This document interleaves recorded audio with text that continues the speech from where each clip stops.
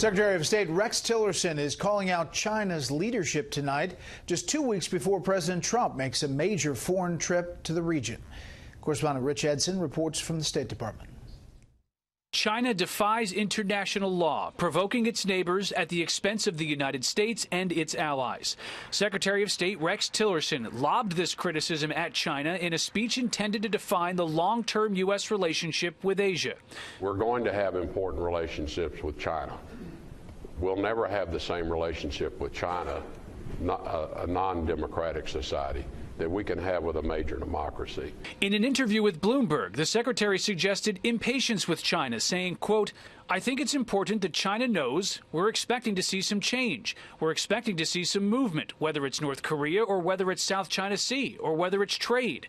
The U.S. has objected to China building military installations on disputed territory in the South China Sea, cyber theft, and the massive trade imbalance between the two countries. Despite these differences, Secretary Tillerson and the Chinese government say they want a constructive relationship. We hope the U.S. can see China's development and role in international affairs in an objective manner, cast away bias, and meet China halfway. Chinese government policy will likely remain consistent as President Xi Jinping consolidates power on his way to a second term. This week, the Trump administration again declined to officially name China a currency manipulator. During the campaign, President Trump repeatedly vilified China and promised to label it a currency manipulator. His tone has dramatically changed. He even applauded China publicly for its work to isolate its ally, North Korea.